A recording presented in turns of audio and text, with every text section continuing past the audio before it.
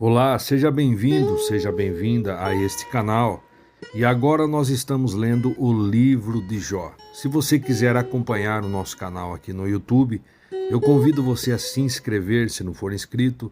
Também clica ali no sininho para receber as notificações das nossas próximas postagens, ok? Se você gostou, deixa um like, compartilha. E vamos agora para o conteúdo de hoje. E no vídeo de hoje leremos Jó capítulo 11. Zofar insiste que Jó se arrependa. Então Zofar, o Naamatita, abriu a boca e declarou a Jó: ficará sem uma resposta todo esse desabafo? Concordaremos com o que esse tagarela está dizendo? Versículo 3: porventura tuas conversas tolas calarão os homens? Ficarás zombando sem que ninguém te passe uma descompostura? Porquanto exclamas: a minha doutrina é perfeita, e estou puro diante dos teus estatutos. Versículo 5: ah, se Deus falasse, se abrisse os lábios contra ti, e te revelasse os segredos da sabedoria, pois ela tem dois lados. Saiba que Deus permite que alguns dos seus pecados sejam esquecidos. Versículo 7. Poderás descobrir as profundezas de Deus? Poderás desvendar a perfeição do Todo-Poderoso? A sabedoria de Deus é mais alta que os céus. Que poderás fazer? Ela é mais profunda que o Sheol, as profundezas da morte, da sepultura e do pó que volta à terra. Versículo 9. Ela é mais extensa que a terra e mais larga que o mar. Se ele passar e prender alguém e levá-lo a julgamento, quem poderá impedir? Versículo 11.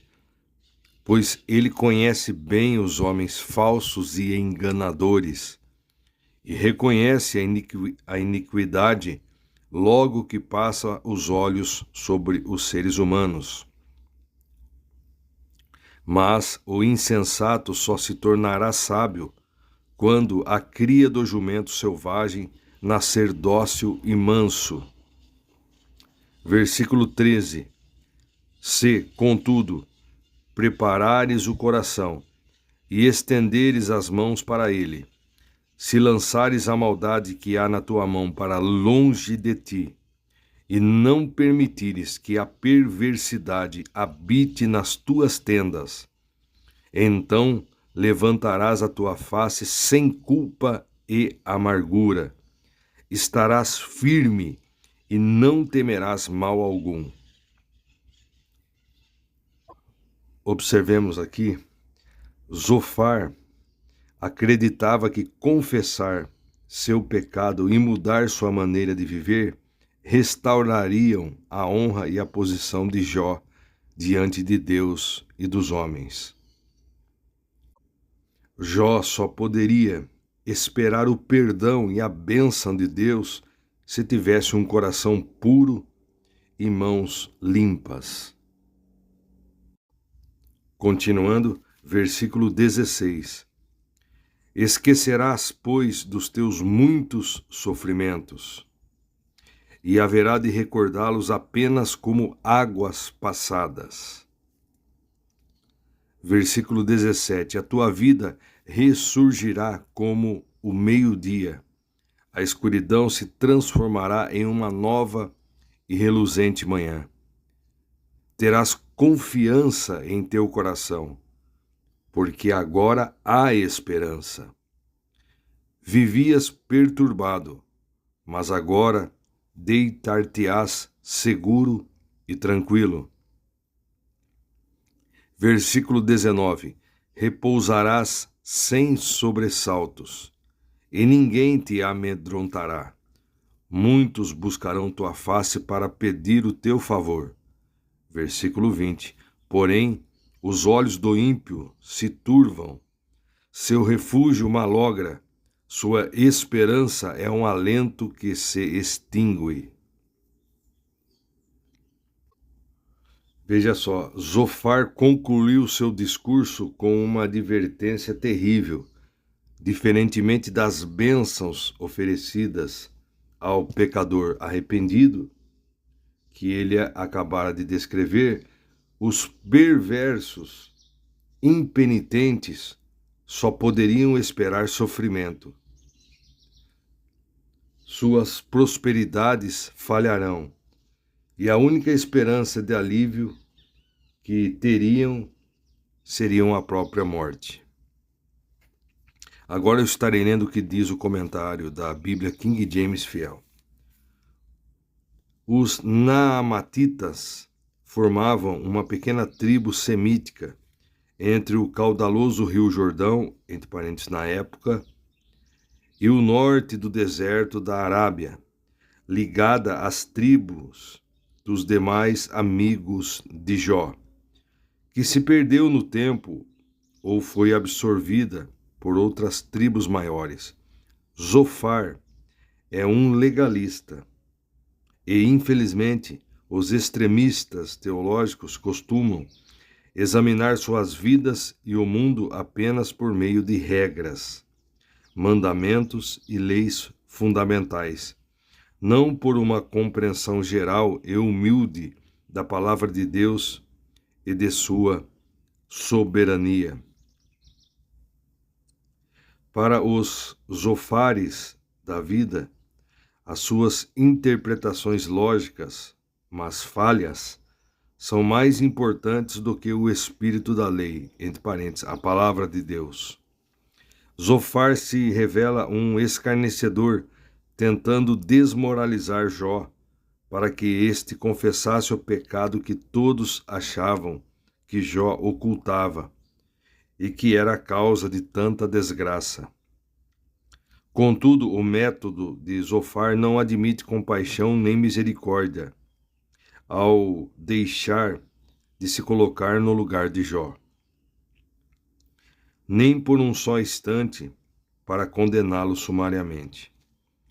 Jó foi sincero em questionar